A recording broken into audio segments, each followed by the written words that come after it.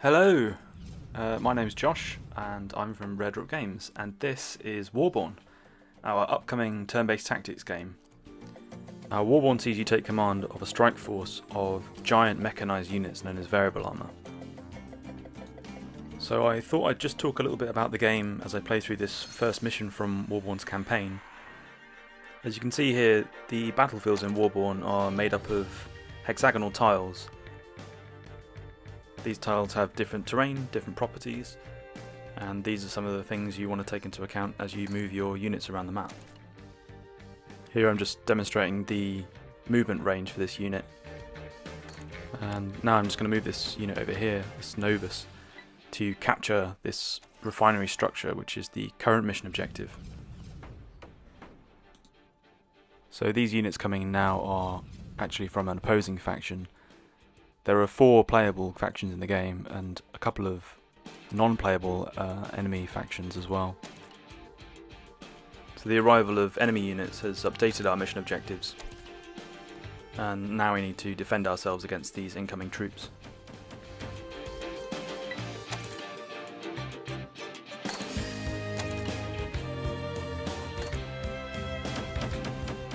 We've got 2 different types of variable armour here, the Havoc and the Novus. The Havoc is the most basic type of variable armour.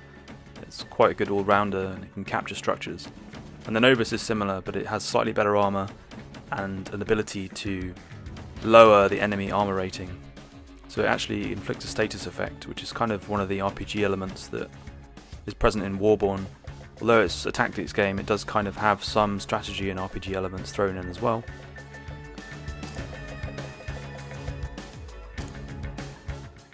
Throughout the campaign, you take on the role of 4 different commanders. Each one has their own story and their own missions.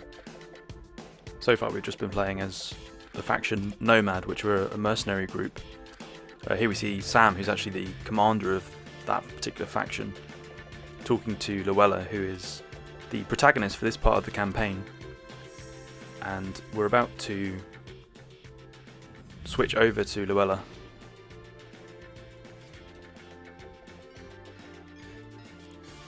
So she brings with her her own personal variable armour, and these are kind of hero units that each of the different commanders have. Each of the 4 commanders have their own variable armour that they can call in, and these are much more powerful than the mass-produced varieties.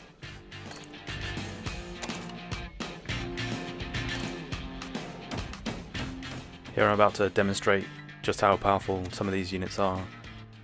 So Luella's Deity variable armour has access to an area of effect attack that can hit 3 targets at once for devastating effect. Here you can see I've just taken out all 3.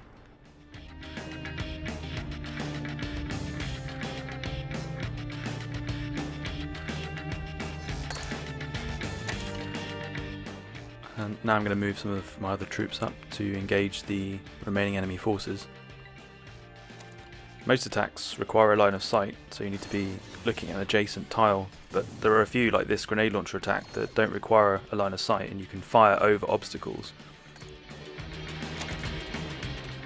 I should add that I'm playing on PC here using a controller, but Warborn's going to be available on PlayStation 4, Xbox One, Nintendo Switch and Steam.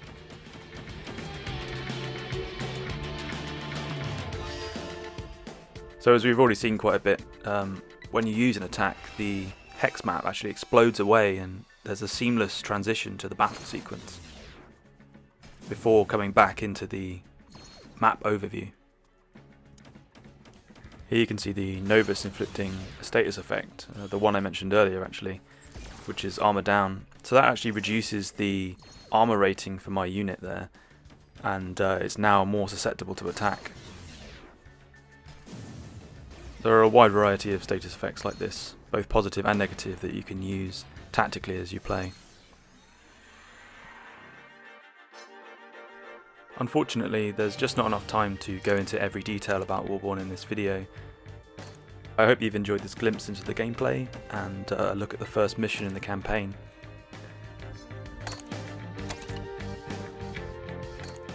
Please keep an eye out for Warborn when it releases on PC and console later this year, on the 12th of June. Thanks for watching.